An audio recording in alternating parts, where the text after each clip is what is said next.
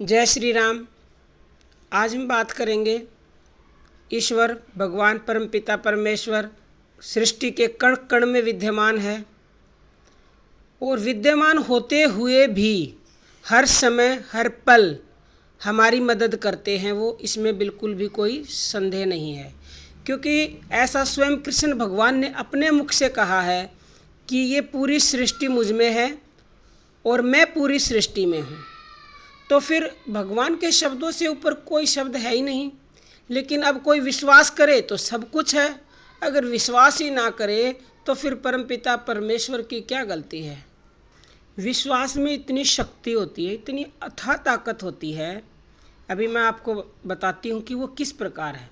स्वामी रामकृष्ण परमहंस को तो शायद सभी लोग जानते होंगे, कुछ नहीं जानते तो अभी जान ले। वो इतनी श्रद्धा और विश्वास से एक पत्थर को पूजते थे और अपने विश्वास के बल पे उन्होंने ये साबित कर दिया कि आप किसी भी चीज़ को विश्वास के साथ मानो। विश्वास होना चाहिए, भगवान तो हर चीज़ में विद्यमान है। तो उस पत्थर से साक्षात काली माँ प्रकट हुई और काली माँ के साथ वो बातें करते थे और उनके साथ खाना खाते थे। तो ये सब उनके विश्वास से ही हुआ है।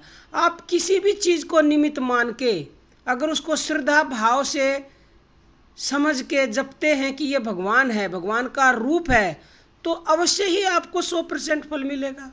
क्योंकि भगवान ने स्वयं कहा कि मैं हर कण कण में विद्यमान हूँ। अब चलिए मैं आपको कुछ और उदाहरणों के द्वारा समझाती हूँ। एक बार विष्णु भगवान ने नारद से कहा कि मैं संसार के कण कण में विद्यमान हूँ। तो नारद ने तभी से क्या किया, हर प्राणी को जो भी उसको रास्ते में दिखे, नारद तो कहता ही था नारायण नारायण, मतलब हर एक को प्रणाम करने लग गया वो। यहाँ तक कि उसने जानवरों को भी नहीं छोड़ा, कुत्ता बिल्ली हाथी घोड़ा जो भी उसके आगे आए वो सभी को नमस्कार करने लग गया। मतलब एक दिन उन्हें सामने से आता हुआ एक हाथी दिखाई दिया। हाथी क्या हो रहा था, हाथी कई बार बोलते हैं ना हाथी पागल हो गया, मस्त हो रहा था वो हाथी। तो हाथी के ऊपर बैठा हुआ महावत जोर जोर से चिल्ला रहा था कि हाथी बेकाबू हो गया, सामने से हट जाओ। परंतु नारद जो है ना अपनी धुन में भी थे और उन्होंने क्या समझा कि विष्णु भगवान ने कहा है कि मेरा हर प्राणी में वास है। तो उन्होंने मस्त हाथी में प्रभु का वास जानकर उसे नमस्कार किया। हाथी ने क्या किया, हाथी ने नारद को उठाकर दूर फेंक दिया। नारद जी ने विष्णु से जाकर शिकायत की, प्रभु आपने तो कहा था कि मैं कण कण में विद्यमान हूँ। यदि यह सच होता तो क्या हाथी मुझे उठाकर फेंकता। विष्णु ने मुस्कुराते हुए उत्तर दिया, नारद मैं वास्तव में इस जग के कण कण में विद्यमान हूँ। अगर ऐसा न होता तो महावत के रूप में मैं तुम्हें हाथी से बचने के लिए सचेत न करता, सहायता की महावत के रूप में आके, लेकिन तुमने मेरी सुनी नहीं। अगर तुम मेरी सुन लेते तो हाथी तुम्हें उठाकर नहीं फेंकता और तुम पहले ही टल जाते। तो इसीलिए हर कण कण में विद्यमान है, बस हमारा देखने का नजरिया होना चाहिए और समझने का नजरिया होना चाहिए, और सबसे बड़ी बात है विश्वास होना चाहिए। जिस प्रकार कल्प वृक्ष से कोई भी इच्छा करते हैं ना हम, तो वो हमें तुरंत मिल जाती है। उसी तरह से भगवान का गुणगान करने और श्रद्धा भाव रखने से स्वतः ही सब कुछ मिल जाता है। इसलिए भगवान के प्रति अटूट विश्वास रखना चाहिए और बिना फल की इच्छा के अपना कर्म करते रहना चाहिए। प्रत्येक जीव का रक्षक परमात्मा है, परंतु मानव के भाग्य की विडंबना यह है कि वह परमात्मा को भूल गया है और अपने आप ही सब कुछ बन बैठा है। जिस किसी ने परमात्मा को अपना सब कुछ मान लिया है, यानी अपना रक्षक माना है, सिर्फ और सिर्फ परमात्मा को। जो लोग सोचते हैं ना कि मेरा परमात्मा के सिवा कोई नहीं है, वही मेरी रक्षा करेगा, तो परमपिता परमेश्वर उसका उद्धार अवश्य अवश्य और अवश्य ही करते हैं। इसमें कोई शक नाम की गुंजाइश नहीं है। हमारे ग्रंथों में ऐसी कई घटनाएं वर्णित हैं कि जब किसी ने दुखी स्वर में परमात्मा को पुकारा है, उन्होंने उसकी रक्षा की है। जिस तरह से हाथी के पैर को जब मगरमच्छ ने पकड़ा, तब प्रभु ने सुदर्शन चक्र से मगरमच्छ का वध कर हाथी की रक्षा की। इसी प्रकार द्रौपदी की तो बात को सभी जानते हैं कि जब द्रौपदी का चीर हरण हो रहा था, तो भरी सभा में चीर बढ़ाकर भगवान ने उन्हें नग्न होने से बचाया था और उनकी स्वयं रक्षा की थी। जब जब मानव समर्पण भाव से प्रभु को याद करता है, प्रभु उनकी अवश्य ही रक्षा करते हैं। जय श्री सच्चिदानंद भगवान की। मानव जीवन परमात्मा की अद्भुत रचना है। मनुष्य सांसारिक पदार्थों की अभिलाषा से ईश्वर का चिंतन, व्रत, भजन, यज्ञ आदि करता है।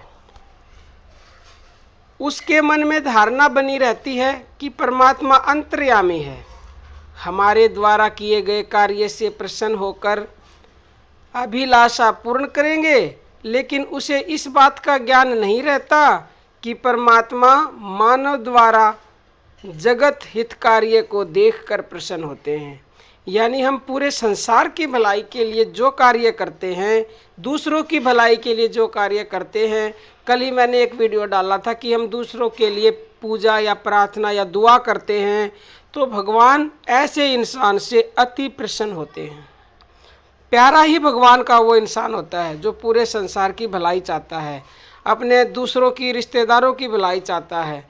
जो अपनी ही केवल भलाई चाहता है वो तो फिर स्वार्थी है, उससे भगवान कैसे खुश हो सकते हैं। सच्चा भक्त प्रभु की आराधना के लिए स्वेच्छा पूर्वक अपना सब कुछ समर्पित कर देता है। वह प्रभु से मांगता कुछ भी नहीं है। कुछ लोग तो ये कहते हैं कि हम ईश्वर को मानते ही नहीं, क्योंकि ईश्वर दिखाई नहीं देते, तो हम मानने कैसे कि ईश्वर है। अब आपको बताती हूँ, एक बार एक नास्तिक युवक था जो भगवान को बिल्कुल मानता ही नहीं था। वो एक संत के पास गया। संत के पास जाकर उस युवक ने कहा, महाराज, ईश्वर की कल्पना कुछ अंधविश्वासियों ने की है, मैं इसमें बिल्कुल भी विश्वास नहीं करता। तो संत ने कहा, तुम ईश्वर में विश्वास क्यों नहीं करते? तो युवक ने कहा, मैं उसी को सत्य मानता हूँ जो मुझे दिखाई देता है। मैंने लाख कोशिश की, किंतु आज तक मुझे ईश्वर के दर्शन नहीं हुए। इस पर संत बोले, क्या तुम्हारे पास दिमाग है? तो युवक बड़े गर्व से तनकर बोला, हाँ, इसमें क्या शक है, दिमाग तो है ही। तो संत ने कहा, क्या तुमने कभी अपने दिमाग को देखा है?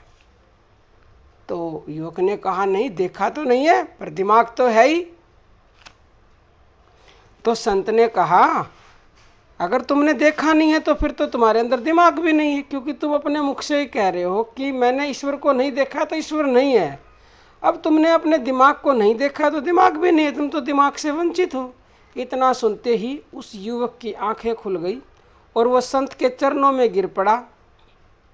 संत ने कहा, वत्स, इस संसार में बहुत सी चीज़ें ऐसी हैं जिनको हम सिर्फ महसूस करते हैं, हवा, सुगंध, दुर्गंध, तो क्या इसका मतलब वो है ही नहीं?